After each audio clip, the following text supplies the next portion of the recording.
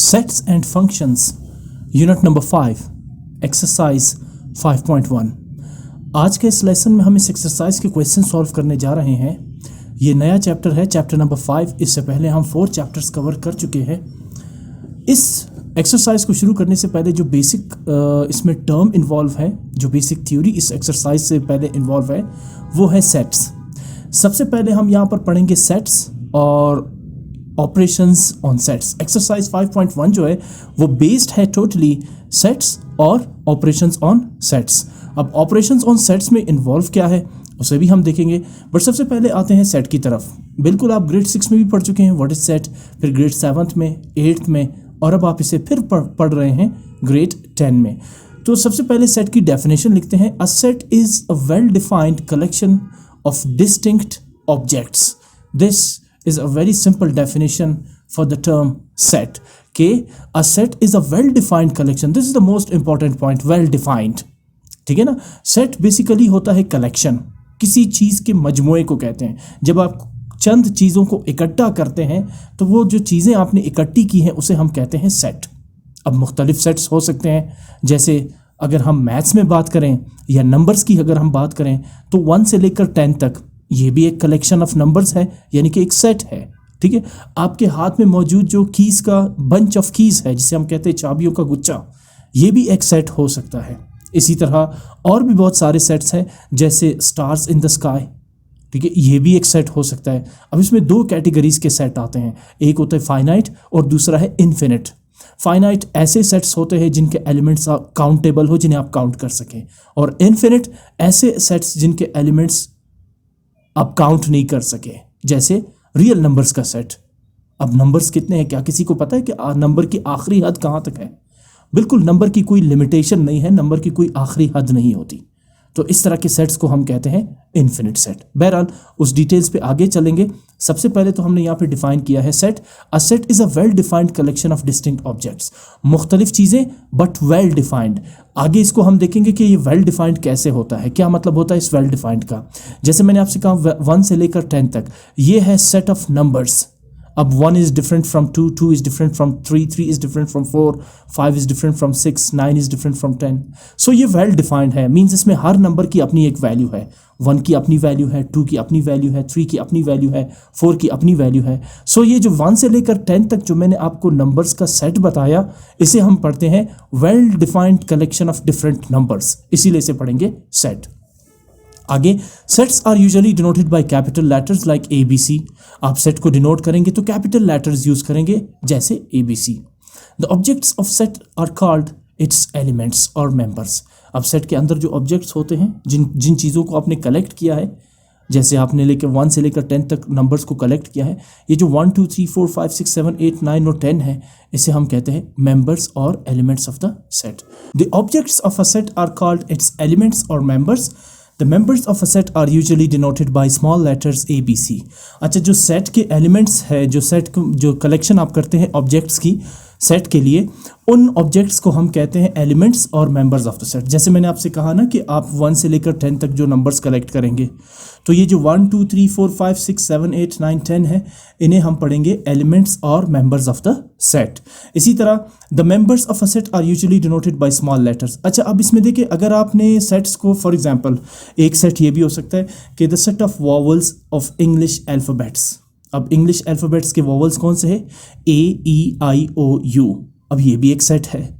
हर alphabet इसमें well defined और distinct है। मुख्तलिफ, वर्ड डिस्टिंक्ट का मतलब मुख्तलिफ। तो अगर आपने एलिमेंट्स को इंग्लिश लेटर से डिनोट करना है, यानी कि सेट के जो एलिमेंट्स या मेंबर्स है वो आपने इंग्लिश अल्फ़ाबेट्स चुनने हैं, तो फिर आपने स्मॉल लेटर्स चुनने होंगे।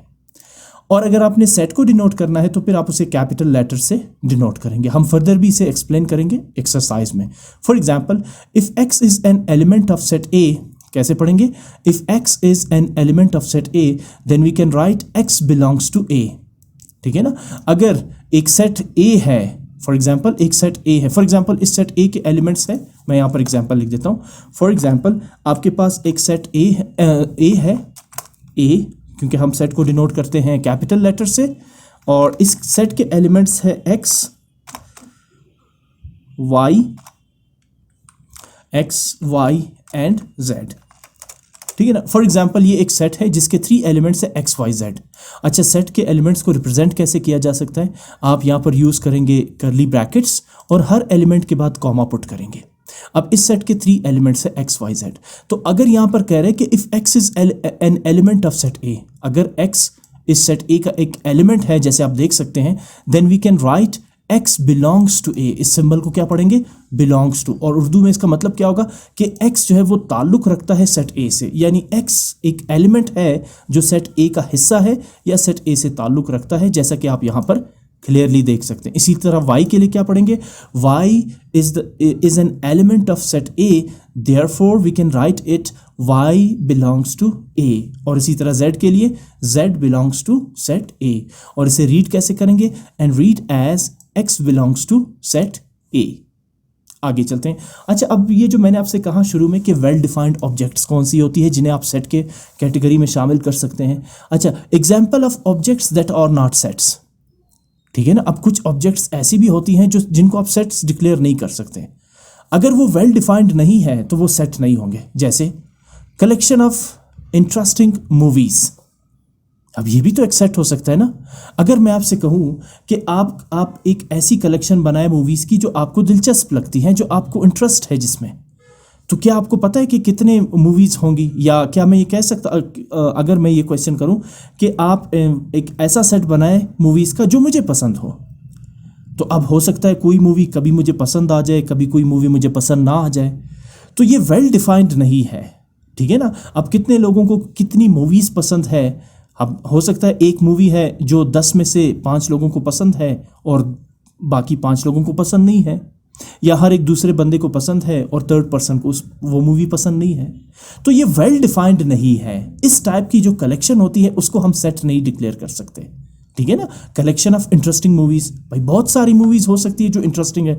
आप ये तो नहीं कह सकते कि ये इंटरेस्टिंग है और ये इंटरेस्टिंग नहीं है, क्योंकि वो आपके लिए तो डिस्टिंक्ट हो सकती है लेकिन किसी दूसरे के लिए नहीं हो सकती। हो सकता है जो मूवी आपको इंटरेस्टिंग ना लगे वो दूसरे को इंटरेस्टिंग लगे। तो ऐसी सूरत में जो ये कलेक्शन है इसे हम सेट्स नहीं कह सकते, ठीक है ना। अच्छा, दूसरी एग्जांपल मैंने रखी है कलेक्शन ऑफ गुड बुक्स। अगर आप कहते हैं कि मेरे पास एक सेट है गुड बुक्स की कलेक्शन की, तो अब लाजमी तो नहीं है कि वो सिर्फ आपके लिए गुड बुक्स हो सकता है उसमें कुछ बुक्स ऐसी हो जो दूसरों को पसंद ना हो। तो इसका मतलब ये हुआ कि ये भी एक ऐसा सेट है जो वेल डिफाइंड नहीं है। बुक्स तो डिफरेंट है बट वेल डिफाइंड नहीं है, आप उसको डिफाइन नहीं कर सकते। आप ये नहीं कह सकते कि ये एक ऐसी कलेक्शन है जो गुड बुक्स की है, नहीं। हो सकता है किसी दूसरे को इनमें से कुछ बुक पसंद हो, कुछ ना हो, ठीक। इसी तरह कलेक्शन ऑफ ब्यूटीफुल फ्लावर्स। अब आप कहते हैं कि मेरे पास एक सेट है जिसमें ब्यूटीफुल फ्लावर्स की कलेक्शन है, लेकिन ये लाजमी तो नहीं है कि आपके पास जो फ्लावर्स है सिर्फ वो ही ब्यूटीफुल फ्लावर्स हो, और भी तो इसमें हो सकते हैं, ठीक है ना। तो ये ऐसी कलेक्शन है जिनको आप वेल डिफाइंड नहीं कह सकते। कितने ब्यूटीफुल फ्लावर्स होंगे आप, ठीक है ना, बहुत सारे हो सकते हैं। आपने अगर कुछ कलेक्ट किए हैं, हो सकता है कुछ को ये पसंद हो और हो सकता है कुछ को पसंद ना हो। तो कहने का मतलब ये हुआ कि ये जो मैंने एग्जाम्पल्स दी है ये ऐसी कलेक्शन ऑफ ऑब्जेक्ट्स है जिनको आप ये नहीं कह सकते कि ये सेट है। सेट की अपनी एक प्रॉपर डेफिनेशन है, well defined and distinct objects की कलेक्शन। और लास्ट मैंने लिखा है कलेक्शन ऑफ स्मार्ट पीपल। मैं आपके सामने 10 लोगों को खड़ा करता हूं, मैं इसमें से कहता हूं कि इसमें से स्मार्ट पीपल की कलेक्शन को अलग करें। तो हो सकता है जो आपको लगे कि ये स्मार्ट है, दूसरा कहे कि नहीं ये तो स्मार्ट नहीं है। एक ऐसा शख्स जिनको आप कहे कि नहीं ये स्मार्ट नहीं है, लेकिन दूसरा शख्स कहे कि नहीं ये तो स्मार्ट है। तो ये वेल डिफाइंड तो नहीं हुआ ना। वेल डिफाइंड ऐसी चीज होती है जो सबके सामने जिसकी सेम डेफिनेशन हो, जो डिस्टिंक्ट हो। तो यहां पर अगर मैं आपको कहूं कि 10 लोगों में से स्मार्ट पीपल को आप स्मार्ट पीपल के सेट को अलग करें, तो हो सकता है आप ऐसे लोगों को भी अलग करें जो बाकियों के लिए स्मार्ट ना हो, यानी इस पर आप एक डिसीजन नहीं ले सकते हैं। तो इसलिए ये वेल डिफाइंड नहीं है। आपको यहां पर कुछ ऐसी एग्जांपल्स दी गई हैं जिनको हम ये कह सकते हैं कि ये कलेक्शन तो है बट ये वेल डिफाइंड ऑब्जेक्ट्स नहीं है, इसलिए हम इसे मैथ्स में सेट्स नहीं पढ़ेंगे, ठीक। अच्छा, अब आते हैं operations on sets. Basically 2 operations यहाँ पे डिस्कस करेंगे, यूनियन एंड इंटरसेक्शन। इसके अलावा और भी छोटे ऑपरेशंस हैं। सबसे पहले यूनियन पे आते हैं। The union of 2 sets A and B is denoted by A union B. आप इसे इस तरह से डिनोट करेंगे, it is a set consisting of all the elements of A and B और both. Symbolically we can write as A union B is the collection of set is the collection of elements x such that x belongs to the set A और x belongs to the set B और x belongs to the set A and B। यानी कि union तो आप पढ़ चुके हैं, union कहते हैं कॉम्बिनेशन को। अगर दो सेट्स हैं, दोनों सेट्स के एलिमेंट्स को जब आप कंबाइन करते हैं तो ये बनती है डेफिनेशन यूनियन की। यहाँ इसको रीड कैसे करेंगे, ये जो आपको वर्टिकल लाइन नजर आ रही है इसे पढ़ा जाता है such that x belongs to set A और x belongs to set B। ठीक है ना, यानी कि x वो एलिमेंट्स है जो या तो सेट A को बिलोंग करते हैं या तो सेट B को बिलोंग करते हैं या दोनों सेट्स को बिलोंग करते हैं। ठीक है ना, तो जब आप इनको कंबाइन करेंगे तो ये कहलाएगा यूनियन। नेक्स्ट आपको एक एग्जांपल दी गई है, जैसे set A is equal to 1 2 3 4 5, set B equals 1 2 3 4 5 6 7 8। अब इन दोनों सेट्स का यूनियन क्या होगा, आप लिखेंगे A यूनियन B इक्वल्स, आप इनको कंबाइन करके लिखेंगे और जो एलिमेंट रिपीटेड होगा उसे आपने 1 टाइम लिखना है। जैसे आप यहाँ पे देख सकते हैं ना 4 5 रिपीटेड है, बल्कि 3 4 5, तो आप इसे एक ही बार लिखेंगे। आप लिखेंगे 1 2 3 4 5 6 7 8। ये होगा union of set A and B। अच्छा, इसके बाद है intersection of sets. The intersection of two sets A and B is denoted bye A intersection B।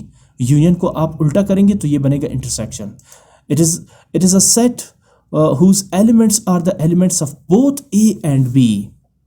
अब ये वो सेट होगा A इंटरसेक्शन B, ऐसे एलिमेंट्स पर मबनी सेट होगा जो सेट A में भी हो और सेट B में भी हो। ऐसे एलिमेंट्स जो दोनों सेट्स में मौजूद हो, जो दोनों सेट्स से ताल्लुक़ रखते हो, उनको जब आप कंबाइन करते हैं उन्हें कहते हैं A intersection B।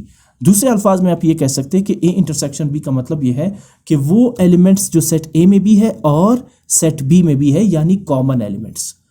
Symbolically we can write as A intersection B is equal to those elements such that elements belongs to the set A and these elements belongs to the set B। यहाँ पर मैंने word x की जगह use किया these elements, actually यहाँ पर x elements को ही represent कर रहे हैं, यानी वो एलिमेंट्स जो सेट A में भी हो और सेट B में भी हो। इसी एग्जाम्पल को दोबारा देख ले, मैंने यही दो सेट्स दोबारा लिखे हैं। सेट A के एलिमेंट्स है 1 2 3 4 5 और सेट B के एलिमेंट्स है 1 2 3 4 5 6 7 8। अब आप इंटरसेक्शन फाइंड कर रहे हैं। इंटरसेक्शन का मतलब है common elements between set A and B, वो एलिमेंट्स जो दोनों सेट्स का हिस्सा है, यानी A में भी मौजूद हो और B में भी मौजूद हो। तो आप देख सकते हैं 1 2 3 4 5 सेट A में भी है और 1 2 3 4 5 सेट B में भी है। तो ये है A इंटरसेक्शन B, यानी कि कॉमन एलिमेंट्स की कॉम्बिनेशन। अगला है difference of sets. The difference of two sets A and B is denoted bye A difference B। इसे कैसे पढ़ेंगे, A डिफरेंस B और A डिफरेंस B आप या तो इस तरह डिनोट करेंगे या इस तरह से डिनोट करेंगे। It is defined as the set of those elements of A which are not in B। बहुत ही सिंपल डेफिनेशन है। A डिफरेंस B का मतलब यह है कि सेट A के वो एलिमेंट्स जो सेट B में मौजूद ना हो। Symbolically we can write it as A difference B x such that x belongs to set A and x does not belongs to set B। इस सिंबल को पढ़ा जाता है does not। ठीक है ना, A डिफरेंस B का मतलब है कि वो एलिमेंट्स जो सेट A में तो है बट सेट B में मौजूद ना हो। इसी तरह B डिफरेंस A का फिर क्या मतलब होगा, इसका अपोजिट, सेट B के वो एलिमेंट्स जो सेट A में मौजूद ना हो। तो आप लिखेंगे x such that x belongs to set B and इस सिंबल को पढ़ा जाता है and x does not belongs to set A। तो ये होगा B डिफरेंस A। जैसे आप देखिए उन्हीं दो एग्जाम्पल्स को मैंने दोबारा लिया है। यहाँ पर सेट A के एलिमेंट्स मैंने लिए हैं 1 3 5 7 9 11, ये है आपके पास ऑड नंबर्स, और सेट B के मैंने एलिमेंट्स लिए हैं 1 2 3 4 5 6 7 8। सबसे पहले मैं फाइंड करता हूँ A डिफरेंस B। क्या मतलब हुआ, सेट A के वो एलिमेंट्स जो सेट B में मौजूद ना हो। तो 1 3 5 7 तो आपको नजर आ रहा है कि सेट B में भी मौजूद है, ये रहा 1 3 5 7। लेकिन अगर आप गौर करें 9 और 11 सेट A के वो एलिमेंट्स हैं जो सेट B में मौजूद नहीं है। 9 और 11 कहलाएंगे A डिफरेंस B, यानी सेट A के वो एलिमेंट्स जो सेट B में मौजूद नहीं है। इसी तरह B डिफरेंस A फिर इसका अपोजिट होगा, यानी सेट B के वो एलिमेंट्स जो सेट A का हिस्सा नहीं है। आप इसमें देखिए पहला एलिमेंट 2 है, आपको सेट A में नज़र नहीं आएगा, फिर 4 भी आपको सेट A में नज़र नहीं आएगा, फिर 6 भी आपको सेट A में नज़र नहीं आएगा, और आखिर में आपको 8 भी सेट A में नज़र नहीं आएगा। तो B डिफरेंस A क्या होगा, 2 4 6 एंड 8। इसके बाद अगला ऑपरेशन है कॉम्प्लीमेंट ऑफ सेट। अब कॉम्प्लीमेंट ऑफ सेट के लिए रिक्वायर्ड होता है universal set U। If U is a universal set and A is a subset of universal set U। Universal set एक ऐसी सेट होती है कोई भी आप सेट को यूनिवर्सल सेट कंसीडर कर सकते हैं। फॉर एग्जांपल यूनिवर्सल सेट हो सकता है 1 से लेकर 10 तक आप जो नंबर्स लेते हैं, ये एक यूनिवर्सल सेट हो सकता है। और फॉर एग्जांपल 1 से लेकर 20 तक आप अगर कोई सेट लेते हैं तो ये भी एक यूनिवर्सल सेट हो सकता है। तो यहाँ दो सेट्स हैं। फॉर एग्जांपल पहला सेट है U, जिसको हम कहते हैं यूनिवर्सल सेट, और दूसरा सेट है A, जो कुछ भी हो सकता है। यहाँ लिखा हुआ है A is a subset of U। अब इसका मतलब क्या हुआ सबसेट ऑफ U? इसका मतलब ये होगा कि सेट A के सारे एलिमेंट्स सेट U के अंदर मौजूद होंगे। जैसे आप इस एग्जाम्पल को देखें, यहाँ यूनिवर्सल सेट के एलिमेंट्स कितने हैं? 1 2 3 4। इसके बाद जो डॉट डॉट्स है ना, इसका मतलब है इसमें कंटिन्यूसली नंबर मौजूद है, 5 6 7 8 9 10 11 12 13 एंड 14 तक। जबकि सेट ए के एलिमेंट्स देखिए आप 1 3 5 7 9 11 एंड 13। आप देखिए ये सारे के सारे नंबर सेट यू के अंदर मौजूद है। तो हम कहेंगे कि set A is the subset of set you, यानी सेट ए के सारे एलिमेंट्स सेट यू के अंदर मौजूद है। तो क्या है complement? If U is a universal set, ये है यूनिवर्सल सेट जिसे हम डिनोट करते हैं U से, and A is a subset of U, और एक सेट A ऐसा सेट है जो यूनिवर्सल सेट का सबसेट है, then the complement of A is denoted by AC। A complement, C stands for complement, और A कॉम्प्लीमेंट, आप A कॉम्प्लीमेंट को इस तरह से भी डिनोट कर सकते हैं या फिर A raised to the power C भी लिख सकते हैं। It is the set of all those elements of U which are not in set A, यानी सेट U के वो एलिमेंट्स जो सेट A का हिस्सा नहीं होंगे, जो सेट A में मौजूद नहीं होंगे। सेट A के तो सारे एलिमेंट्स सेट U में मौजूद है, लेकिन सेट U के वो एलिमेंट्स जो सेट A में मौजूद नहीं है उसे पढ़ेंगे कॉम्प्लीमेंट ऑफ सेट A। ठीक है ना? तो अगर सेट U के एलिमेंट सेट A में मौजूद ना हो तो फिर उसे क्या पढ़ेंगे? U difference A। जिस तरह होता है ना A difference B, set A के वो एलिमेंट्स जो सेट B में मौजूद ना हो। U डिफरेंस A का मतलब होगा सेट U के वो एलिमेंट्स जो सेट A का हिस्सा ना हो, यानी सेट A में मौजूद ना हो। तो इसे हम डिनोट करते हैं A कॉम्प्लीमेंट। A कॉम्प्लीमेंट को हम U डिफरेंस A भी कह सकते हैं। सो X सच दैट X, ये X सच दैट X मतलब वो एलिमेंट्स जो U का तो हिस्सा है, which belongs to the universal set U, and these elements should not be the part of set A। ये जो एलिमेंट्स है X इस वक्त वो एलिमेंट्स को जाहिर कर रहा है जो सेट U में तो है बट सेट A में मौजूद नहीं है। तो अगर आप इस एग्जाम्पल को देखें, यहाँ यूनिवर्सल सेट 1 से लेकर 14 तक है, जबकि सेट A 1 3 5 7 9 11 13 सारे वो एलिमेंट्स हैं जो सेट U के अंदर मौजूद हैं। तो फिर कॉम्प्लीमेंट कैसे निकालेंगे? आप लिखेंगे A कॉम्प्लीमेंट, जिसे हम पढ़ते हैं U डिफरेंस A। क्या मतलब हुआ? सेट U के वो एलिमेंट्स जो सेट A में मौजूद नहीं है। तो अगर आप यहाँ पे गौर करें 1 से लेकर 14 तक और 1 3 5 7 9 11 और 13 को, तो सेट U के सारे इवन नंबर्स ऐसे हैं जो सेट A में मौजूद नहीं है। कौन कौन से हैं? 2 4 6 8 10 12 14। ये सारे एलिमेंट्स आपको A में नज़र नहीं आएंगे, और इसी को पढ़ा जाता है कॉम्प्लीमेंट ऑफ A। U के वो एलिमेंट्स जो सेट A में मौजूद ना हो। अब यही सब कुछ हम क्वेश्चंस में भी करेंगे। क्वेश्चन नंबर 1 है एक्सरसाइज 5.1 का, if set C is equal to 2 5 7 9, these are the elements of set C, set D equals 9 12 13 15, then find C union D, C intersection D, D difference C and C difference D। ये चारों parts आपने solve करने हैं। सबसे पहले find करते हैं C union D। What is union? The combination of the elements of set C and D। अब दोनों को कंबाइन करके लिखेंगे, लेकिन प्रॉपर तरीका क्या है? सबसे पहले आप लिखेंगे सेट C यानी 2 5 7 9, फिर ऐड करेंगे यूनियन सिंबल, और फिर आप लिखेंगे सेट D यानी 9 12 13 एंड 15। अब इनको आपने कंबाइन करना है, यानी 2 5 7 9, 9 रिपीट हो रहा है तो आप एक ही बार लिखेंगे 12 13 15।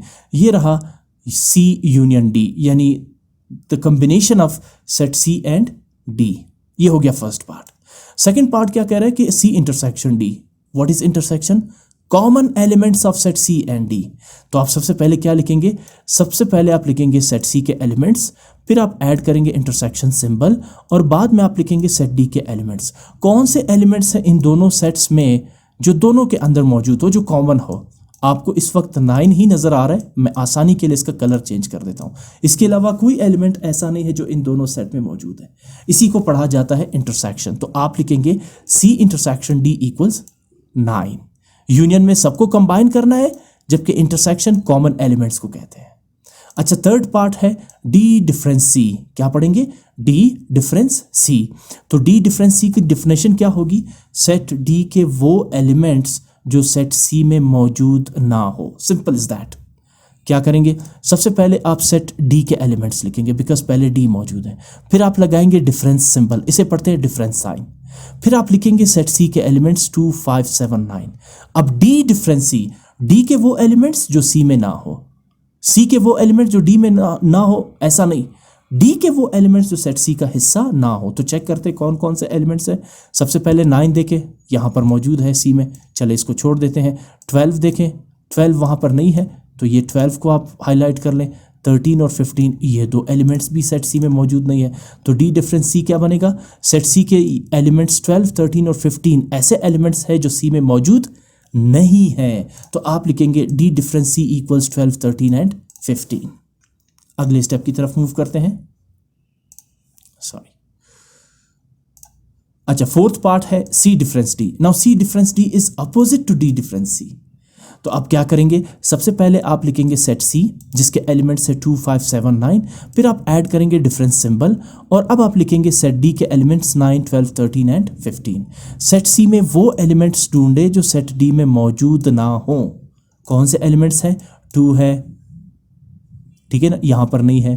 5 बिल्कुल यहाँ पे नहीं है। 7 यहाँ पे नहीं है। 9 एक ऐसा एलिमेंट है जो सी में भी है और डी में भी है। तो सी डिफरेंस डी क्या बनेगा? सेट सी के कौन से एलिमेंट्स है जो डी में नहीं है? 2 5 7। बस इतना सा काम करना है। अब आ जाए क्वेश्चन नंबर 2 पे। If A equals set of first 10 positive odd numbers, और सेट बी क्या है? Set of first 12 natural numbers, then find A union B, A difference B, A intersection B and B difference A. तो बड़ा ही simple काम होने वाला है, लेकिन सबसे पहले आप सेट ए और बी के एलिमेंट्स को आइडेंटिफाई करेंगे। अच्छा, what are the first 10 positive odd numbers? ठीक है ना, पहला पार्ट सॉल्व करते हैं। ए यूनियन बी, आपने लिखा ए यूनियन बी। सबसे पहले सेट ए के एलिमेंट्स लिखे जी। First 10 positive odd numbers 1 3 5 7 9 11 13 15 17 19। अगर आप इन सबको काउंट करते हैं, ये 10 ऑड नंबर्स है जिन्हें पढ़ा जाता है फर्स्ट 10 ऑड नंबर्स। फिर आप ऐड करेंगे यूनियन सिंबल। अब सेट बी क्या है? Set of first 12 natural numbers. Natural numbers के सेट का सेट कहाँ से शुरू होता है? 1 2 3 4 5 6 7 8 9 10 11 एंड 12। ये दो सेट्स बन गए। अब आपने फर्स्ट पार्ट में क्या करना है? A union B, set A और सेट बी के एलिमेंट्स को कंबाइन करना है। याद रखिए, जो एलिमेंट्स रिपीटेड है, जो दो दो दफ़ा आ रहे हैं, उसे एक ही मर्तबा लिखना है अपने।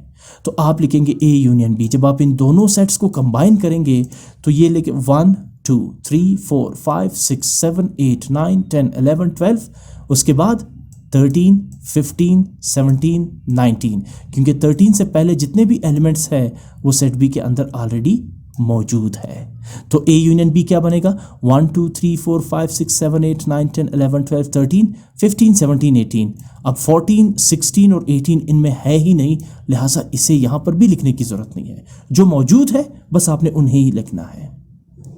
सेकंड पार्ट है ए डिफरेंस बी। क्या मतलब हुआ? सेट ए के वो एलिमेंट्स जो सेट बी का हिस्सा नहीं है। तो आप लिखेंगे ए डिफरेंस बी। सबसे पहले आपने सेट ए के एलिमेंट्स लिखे 1 3 5 7 9 11 13 15 17 19, फिर आप ऐड करेंगे डिफरेंस साइन, और अब आपने यहाँ पे लिखे सेट बी के एलिमेंट्स 1 से लेकर 12 तक। कौन से एलिमेंट्स सेट ए के हैं जो सेट बी में मौजूद नहीं है? तो आप देखिए 1 सेट बी में है, 3 सेट बी में है, 5 सेट बी में है, 7 सेट बी में है, 9 बी है, 11 मौजूद है, 13 15 17 19 ये वो एलिमेंट्स हैं सेट ए के जो बी में मौजूद नहीं है। तो आप ए डिफरेंस बी क्या लिखेंगे? 13 15 17 एंड 19। थर्ड पार्ट की तरफ मूव करते हैं, ए इंटरसेक्शन बी। अब A intersection B is the set of common elements between A and B. ऐसे एलिमेंट्स जो ए में भी है और बी में भी मौजूद है। तो आप सबसे पहले लिखेंगे ए इंटरसेक्शन बी, फिर सेट ए के एलिमेंट्स 1 3 5 7 9 11 13 15 17 19, ऐड करेंगे इंटरसेक्शन सिंबल, और फिर सेट बी के elements which starts from 1 to 12। अब इंटरसेक्शन है कॉमन एलिमेंट्स, तो आप देखिए 1 जो है वो ए में भी है और बी में भी है, 3 ए में भी है और सेट बी में भी है, 5 सेट ए में भी है और सेट बी में भी है, 7 सेट ए में भी है और बी में भी नज़र आ रहा है, 9 भी सेट बी में मौजूद है, 11 भी आपको सेट बी में मौजूद नज़र आ रहा है। इसके बाद 13, 15, 17 और 19 ऐसे एलिमेंट्स हैं जो सेट बी में मौजूद नहीं है। इसी तरह सेट बी के 11 और 12 सिर्फ एक ऐसा एलिमेंट है, नहीं, 12, 10 और इसके अलावा आपको नज़र आएगा 8, 6, 4 और 2। ये वो एलिमेंट्स हैं सेट बी के जो सेट ए के अंदर मौजूद नहीं है। दोनों में कॉमन एलिमेंट्स आपने कंबाइन करने हैं। तो दोनों में कॉमन एलिमेंट्स कौन से हैं? 1, 3, 5, 7, 9 एंड 11। फोर्थ पार्ट है बी डिफरेंस ए, यानी कि सेट बी के वो एलिमेंट्स जो सेट ए का हिस्सा नहीं है। ये अपोजिट है ए डिफरेंस बी का।